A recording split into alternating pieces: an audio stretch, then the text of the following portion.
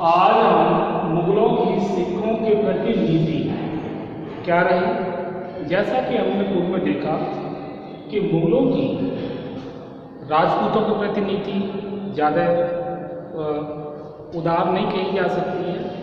तो औरंगजेब के शासन काल में मुगलों की जो दूसरे धर्म जैसे हिंदू और सिख इनके प्रति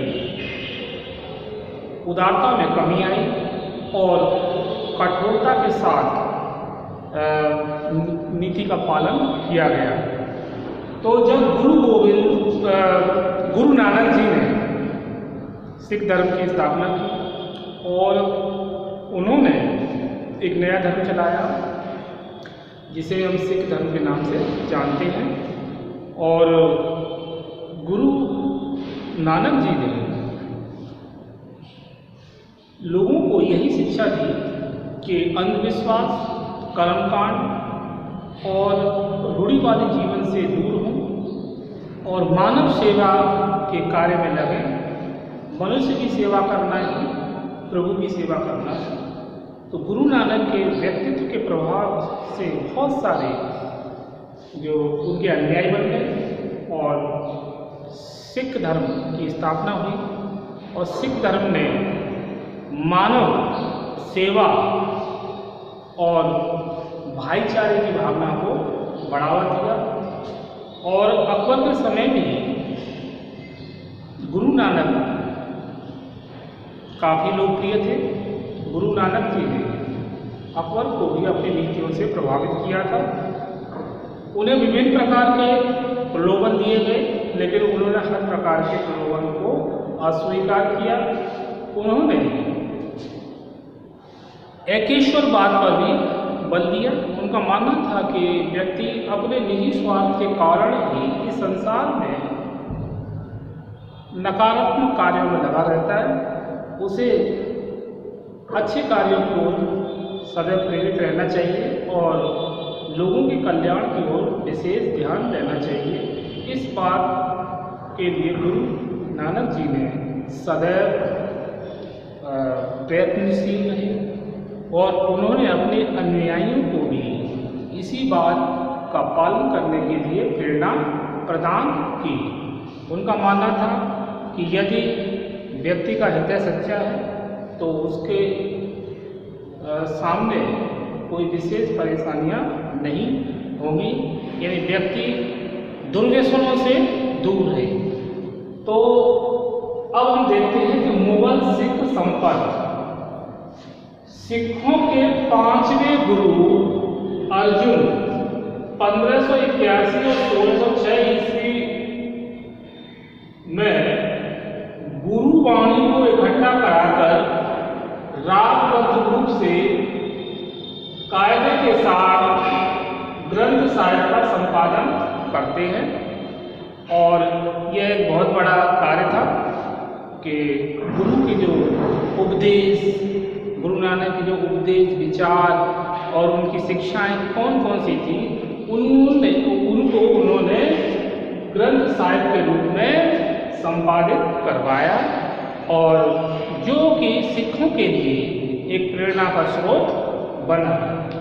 अकबर ने प्रसन्न होकर 51 मोहरें गुरु को भेंट की और अकबर ने गोइंद्रबाल और अकबर ने स्वयं गोइंद्रबाल में गुरु के लंगर में बैठकर भोजन भी किया था। पहले किसी ने ये शिकायत कर दी थी अकबर से कि गुरु अर्जुन देव ने ग्रंथ साहिब में बहुत सारी इस्लाम विरोधी बातों का समावेश किया है, लेकिन जब वो उनको बुलाया गया तो उन्होंने ये बोला कि आप स्वयं इसका निरीक्षण करा के देख लें, पर ऐसा कुछ भी नहीं पाया गया। तो अकबर ने उनके सम्मान में 51 मोहरें उनको भेंट करके उनके साथ गोइंद्रबाल लंगर में भोजन भी किया।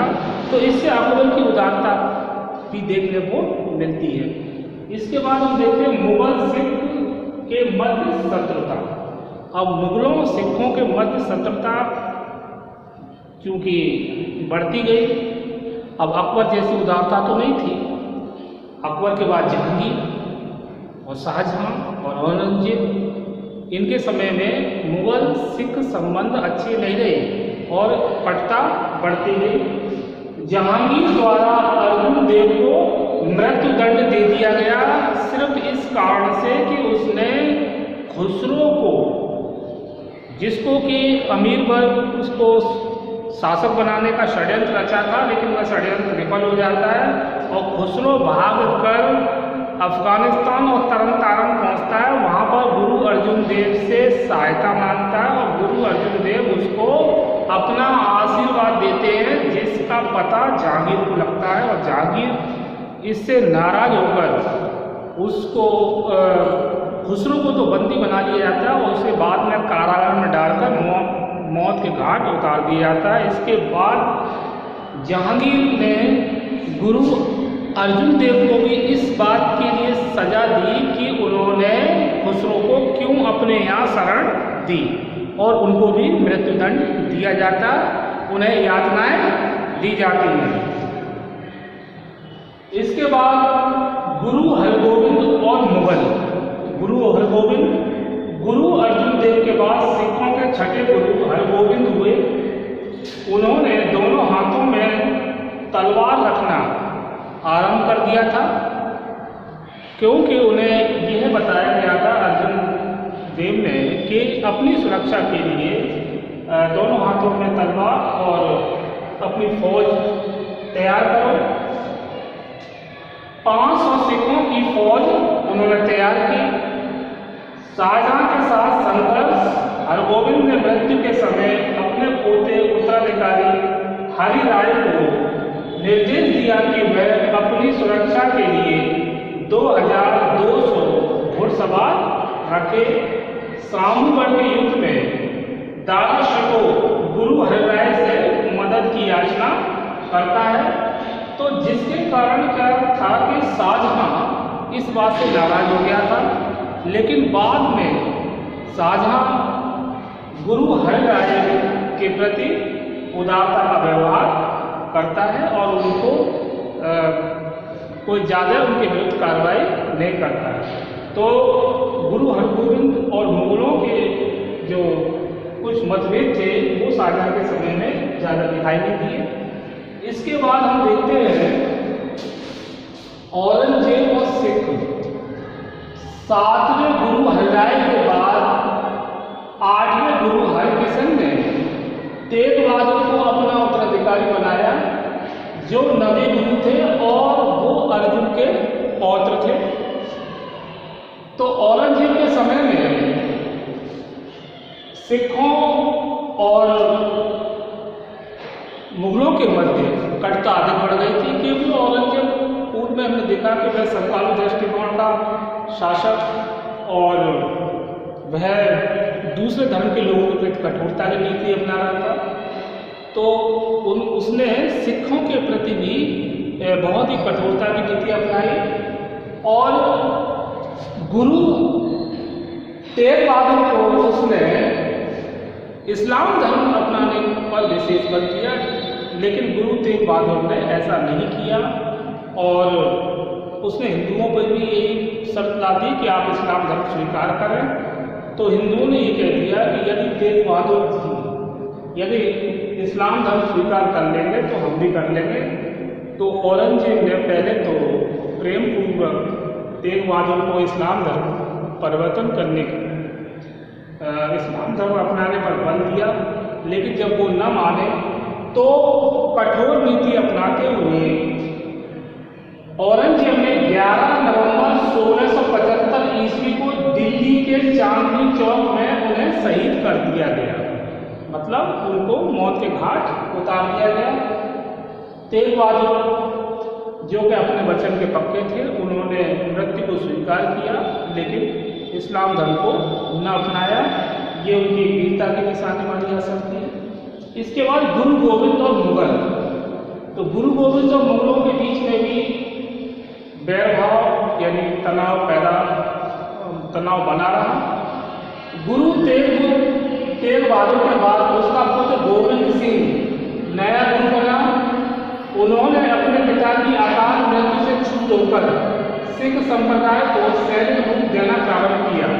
तो तेग बहादुर जो कि अकाल मृत्यु का शिकार हुए थे, तो उनके पुत्र गोविंद सिंह ने इस बात का वचन लिया कि वह पिता के प्रति जो व्यवहार मुगलों ने किया है उसका हम बदला लेंगे, और उन्होंने सिख संप्रदाय को एक सैनिक रूप देना शुरू कर दिया और सिखों की एक बहुत बड़ी सेना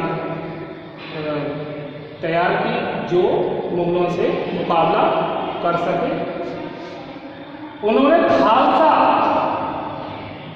की भी स्थापना की, खालसा पंथ, और ये खालसा की स्थापना करने का उनका प्रमुख उद्देश्य यही था कि मुस्लिम जो कट्टरता औरंगजेब के विरुद्ध इसको खड़ा किया गया था, जिससे कि लोगों में एक नई ऊर्जा पैदा की जा सके सिखों के अंदर। गुरु गोविंद की मृत्यु के बाद बंदा बहादुर के नेतृत्व में सिखों ने किसी भी सत्ता, चाहे वे मुगल हो या अफगान, को स्वीकार नहीं किया, क्योंकि उनका विश्वास था कि वे उन्हें न्याय नहीं दे सकती। यानी सिखों का ना तो मुगल शक्ति के प्रति विश्वास रहा, ना अफगानों के प्रति।